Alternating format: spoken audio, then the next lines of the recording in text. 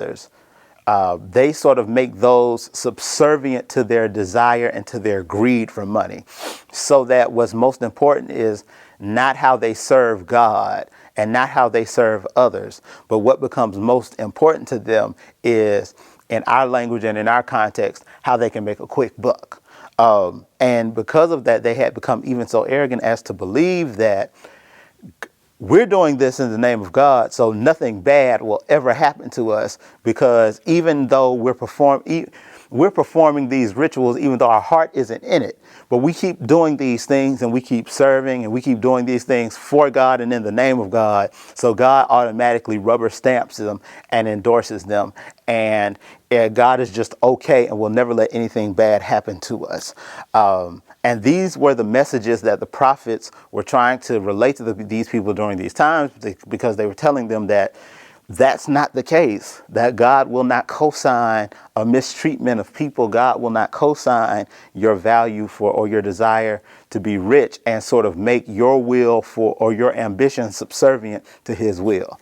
And so then we get to Micah, the 6th chapter and the 8th verse, or Micah, the 6th chapter, which is probably one of the most famous verses in this entire book, where he said, so basically the beginning of chapter 6, he begins to go through this. Okay. Micah goes through at the beginning of chapter 6, this sort of rhetorical argument where God is essentially putting himself on trial with the people of Israel, asking, what have I done for you to treat me this way? What is it that's been so bad, that's been so egregious, that's been so terrible in our relationship, that's made you turn this far from me? I've been nothing but kind to you. I've been nothing but gracious to you. And so in verse 6, we get to in verse 6, it says, with what shall I come before the Lord? This is the people's response, or Micah is saying this is what their response should be. You're asking yourself, with what shall I come before the Lord and bow down before the exalted God? Shall I come with burnt offerings, with calves a year old?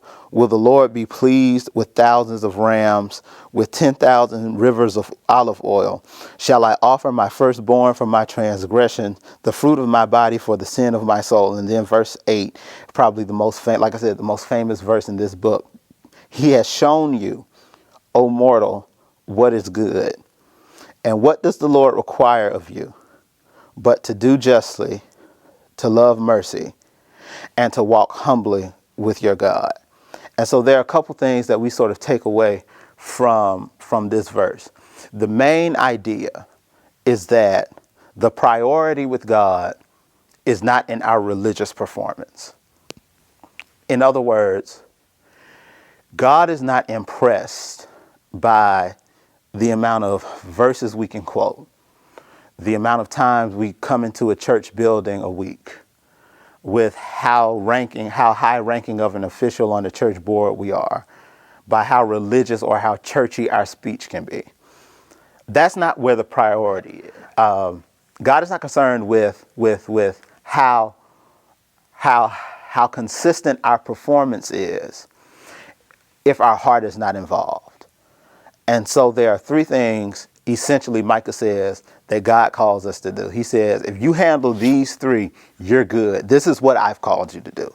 First, to do justly. In its original language, that phrase, do justly, means to actively be involved in, to make things right. To do justly, that word justice, and that's a theme that tends to come up a lot, especially when you read the prophets, because there was a lot of injustice in the land. And it's easy when you are in a culture of injustice to kind of go along with the flow, to go along with the system, even if it benefits you. But God said through Micah that God calls us to actively be involved in correcting injustices as we see them. We're called to do justly. Then he says to love mercy. That means to delight in kindness and benevolence and pity. In other words, it's sort of like what Paul says in 1 Corinthians 13 about love, where he says love doesn't rejoice in wrongdoing.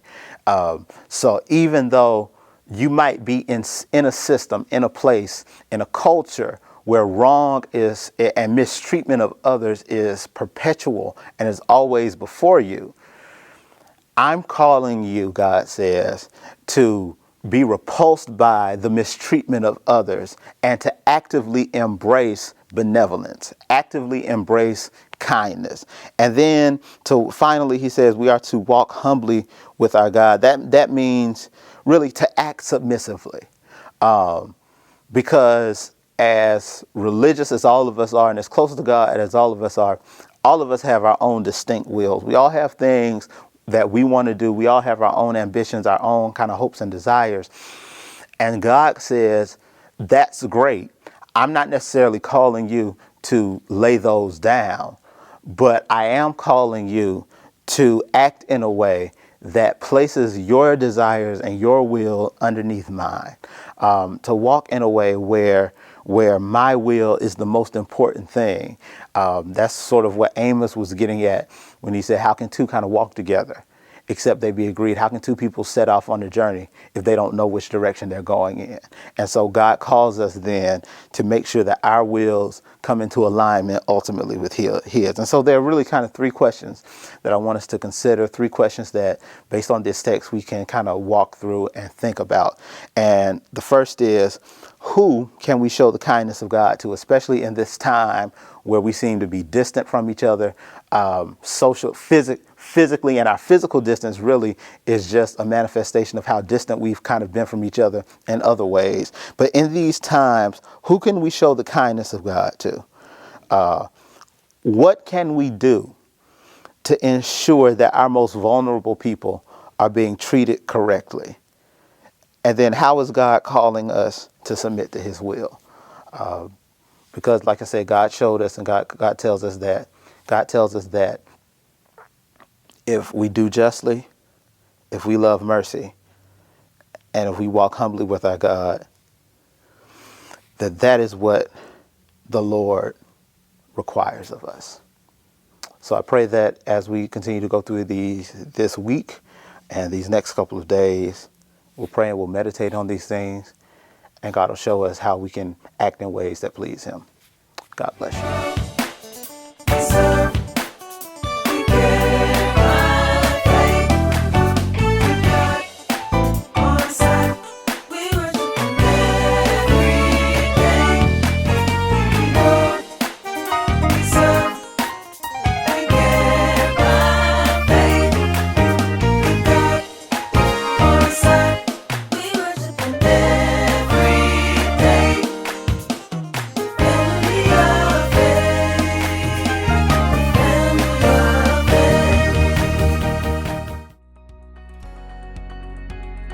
Hello, thank you so much for joining us by way of digital media.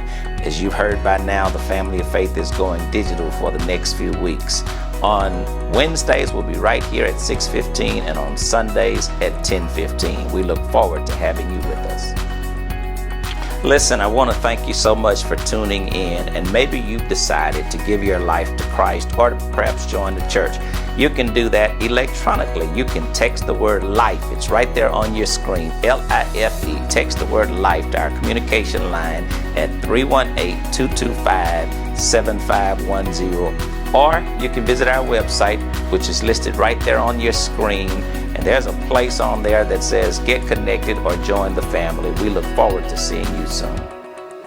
Again, we're so grateful that you've joined us, and our prayer is the services have been a blessing to you. We'd like to invite you to sow into the ministry here. There are a number of ways that you can give, whether it's Cash App, you can text your gift, you can also go on the website and give there. But please, we ask you to sow into what we're doing here. We believe our church is good ground. Thank you again for tuning in. We look forward to seeing you Sunday at 10:15 right here.